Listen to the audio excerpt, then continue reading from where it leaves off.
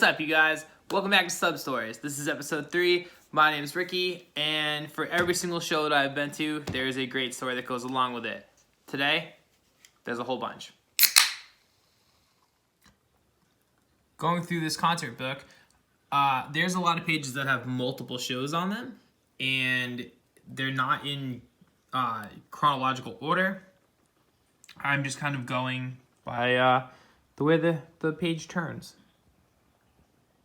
Alright, so episode 3 is the first page where I've got multiple shows over the course of multiple years. It looks like there's shows from 2006 up to 2009 on this one.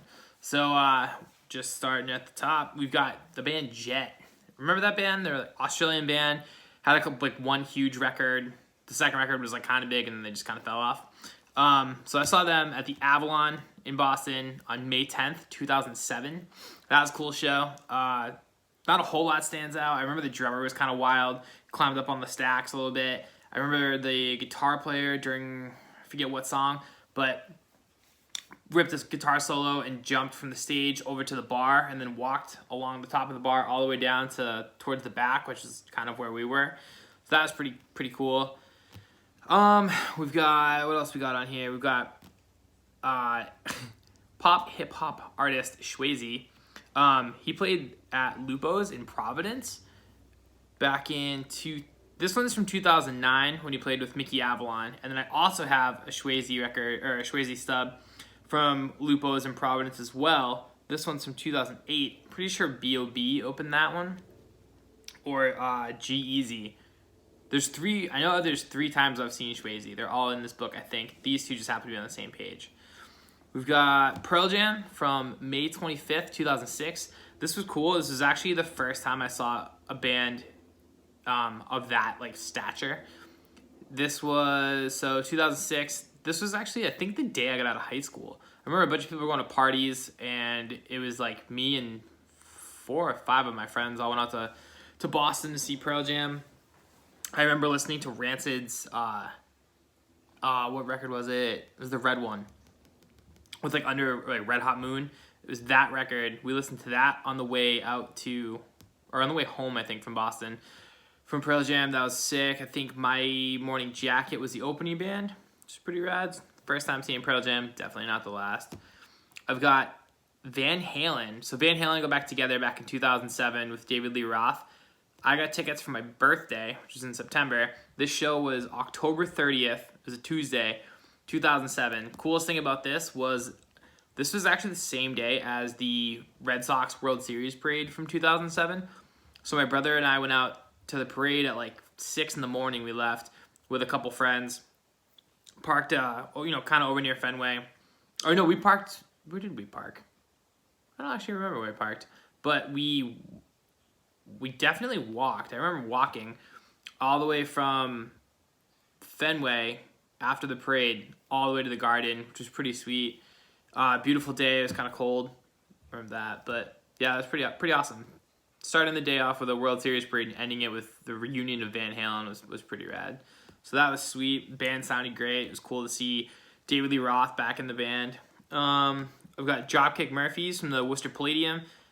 October 21st, 2006. I don't remember a whole lot about this show. I do remember it was definitely a downstairs show, and it was definitely the first time I ever heard Shipping Up to Boston. I remember they played it midway through the set. This was before The Departed came out. So that was pretty cool, and I think that was the last time I saw them in a club. I think every time I've seen them since has been in an arena or outdoors. We got Velvet Revolver and Alice in Chains at the Tweeter Center in Mansfield. This was Tuesday, October 14th, 2007. Alice in Chains are cool. They got a new lead singer sometime in the early to mid 2000s. So it's cool to hear all those songs again. Catch what's his name playing guitar. I can't even think of the guitarist's name, but Velvet Revolver was awesome. That was all the guys from Guns N' Roses with Scott Weiland from STP. They were amazing. The band sounded great. Scott sounded amazing. Before they came out, over the loudspeaker, all the lights went out, and then Straight Outta Compton started playing, NWA, and there was just this white cool like white chain link like sheet that came down, and that song ended. One spotlight came on. It was just Slash's like silhouette behind the white or behind the curtain. Started playing. I forget what song. Might have been the first. It was either the first or second song off their second record. I didn't see him on the first record, but they were great. Played a bunch of GNR stuff. Played a couple STP songs. What else we got on here? We've got Toby Keith at the Dunkin' Donuts Center in Providence. This was February 3rd, 2007. So that was cool. The Hooking Up and Hanging Out tour. What a name. And then we've got the Black Crowes at the Palladium, November 4th of 2006. This was cool. Episode 1 of Stub Stories, I talked about going to see Plus 44 with my buddy Nick, like days after he got home from Marine Boot Camp in Paris Island. This Black Crowes show is cool because this was days after my buddy Greg got home from the same boot camp. Nick got sick, so he got delayed a couple weeks. But this was earlier that month, just November 4th.